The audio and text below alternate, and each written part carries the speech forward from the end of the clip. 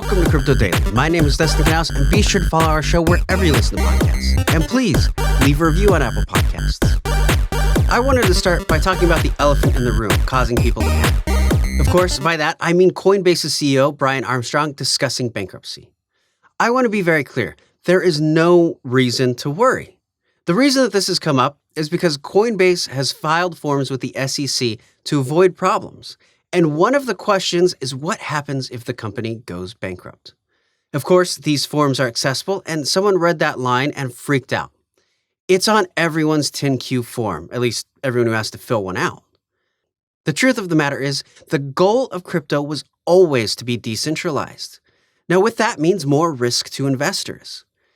In a strictly regulated financial institute like banks, you have the FDIC that insures your money. Should a bank go out of business, there is federal insurance to cover you. Now, this came into play after the Great Depression. With crypto, there is no insurance. So, if something happens to an exchange platform and you don't have your assets in wallets that you own, you are at risk of losing them by the government taking them to pay the debt of the company. Now, there's no reason to worry about exchange platforms going under, even if their stocks are down. Why? Well, they don't make money based on how well crypto and assets are doing. They make their money from fees for exchanges and transfers. Even though markets are dropping, that means people are selling. When people are selling, there are transaction fees to collect. So even though things are down, they are still making money. Now, not as much since transaction fees are based on a percentage, but they're still making money. Germany has issued its first guidance on cryptocurrency income tax, and it's good news for people living in the country.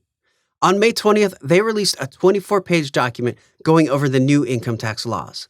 But what's most noticeable is that crypto held for longer than 1 year will not be taxed. What's amazing is that this also applies to assets that are used for staking or for loans.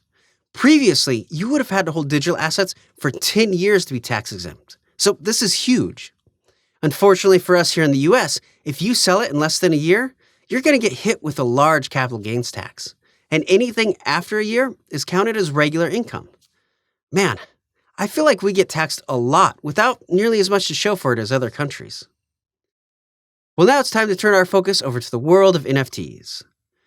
OpenSea is trying to crack down on the amount of fake collections appearing on the market. These tokens, which are referred to as copy mints, are sometimes straight-up ripoffs. Other times, the person might make small changes like taking a Bored Ape and mirroring the image. A big problem comes from the free minting tool.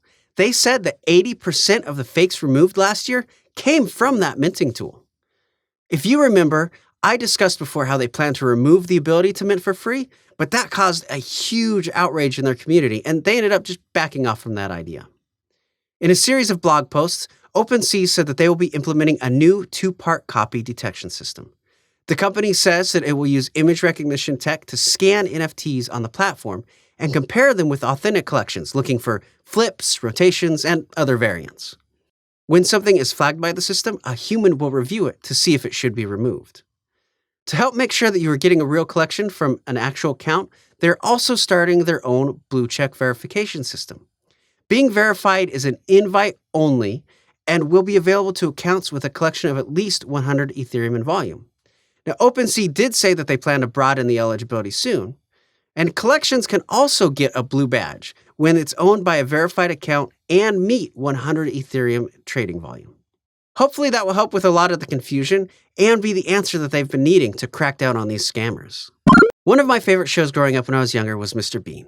In fact, I still love to watch it, and the Christmas episode is one that I have to watch every year.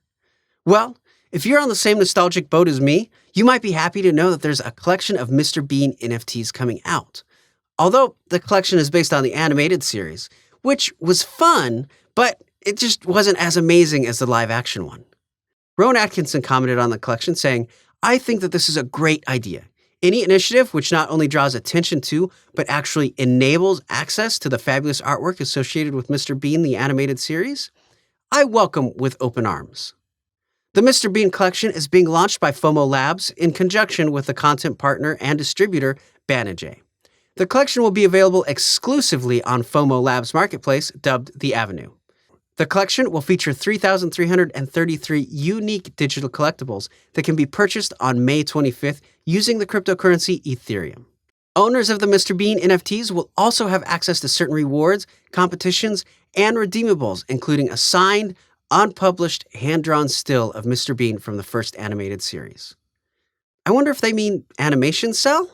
Further Mr. Bean NFT drops from FOMO Labs are planned throughout 2022. Oh, Mr. Bean, you've done it again. Oh wait, that's Mr. Magoo. Be sure to follow our show wherever you get your podcasts. Also, leave a review on Apple Podcasts or a comment on YouTube. It really does help the show. I'm Dustin Knouse, and thank you for joining me today.